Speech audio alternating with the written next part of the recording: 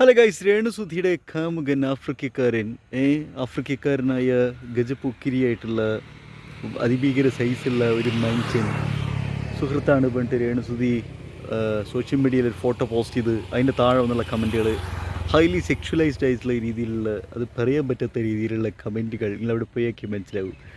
രേണുസുധിയുടെ കാമുകനാണിത്, ജാരനാണിത് ഇന്ന് ആളുകൾക്ക് അങ്ങനെ വിശ്വസിക്കാനാണ് താല്പര്യം തോന്നുന്നു കേസ്. ഇനിയിപ്പോൾ അങ്ങനെ ആണ് വിചാരിക്കുക, എന്താ പ്രശ്നം?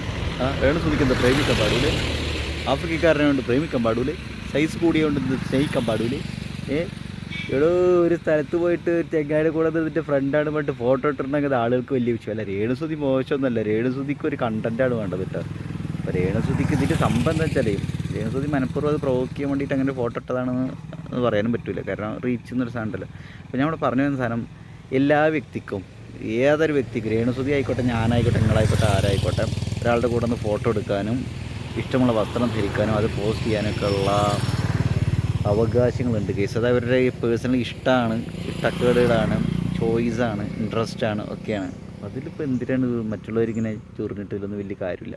പിന്നെ പൊതുവെ എന്താണെന്ന് വെച്ചാൽ, ഒരു ആണായാലും പെണ്ണായാലും ആരായാലും പൊതുവെ ഒരു കുൽസിതം മണ്ടയ്ക്കാണ്ട് ഇട്ട് വെച്ചിട്ടുണ്ടെങ്കിൽ ഇത് മറ്റാളുടെ ജാരനാണ്, അല്ലേ, സീക്രട്ട് കാമുകൻ അല്ലെങ്കിൽ കാമുകി എന്നൊക്കെ പറഞ്ഞിട്ട് അങ്ങനെ ആക്കിയിട്ടുണ്ടെങ്കിൽ ആളുകൾക്ക് ഭയങ്കര സന്തോഷമാണ് തോന്നുന്നത് കേസ്. എന്താ ചെയ്യുക. അപ്പോൾ എന്തായാലും നന്നായിട്ടുണ്ട് സംഭവങ്ങൾ. എല്ലാവർക്കും അവരുടേതായ അവകാശങ്ങൾ, ഇഷ്ടങ്ങളൊക്കെ ഉണ്ടാവും. ഇഷ്ടമുള്ള ഭക്ഷണം കഴിക്കാനും ഇഷ്ടമുള്ള വസ്ത്രം ധരിക്കാനും ഇഷ്ടമുള്ള ആൾക്കാരെ കൂടെ ഒന്ന്, അവർക്ക് വന്ന ആൾക്കാരെ കൂടെ ഫോട്ടോ പോസ്റ്റ് ചെയ്യാനും പോസ്റ്റ് ചെയ്യാണ്ടിരിക്കാനും ഒക്കെ.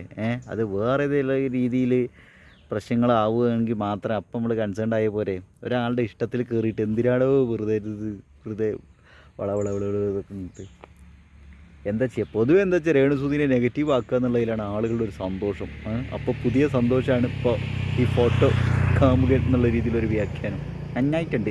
അല്ല, വേറെ കാര്യമുണ്ട്, രേണുസുധിക്ക് എന്താ പ്രേമിച്ചുകൂടെ? രേണുസുധിയുടെ കാമുകൻ എന്ന ആളുകൾ കൊണ്ട് ഇത്ര വലിയ രീതിയിൽ ഇങ്ങനെ പറയുന്നതൊക്കെ, എന്താ രേണുസുധിക്ക് പ്രേമിച്ചൂടെ?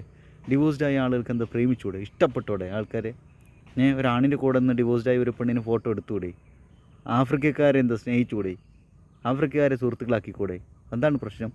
പിന്നെ എല്ലാം വേറൊരു കണ്ണിലൂടെ കാണുന്ന ആളുകൾക്ക് കാര്യമില്ല, പറഞ്ഞിട്ട് കാര്യമില്ല. നന്നായിട്ടുണ്ട്.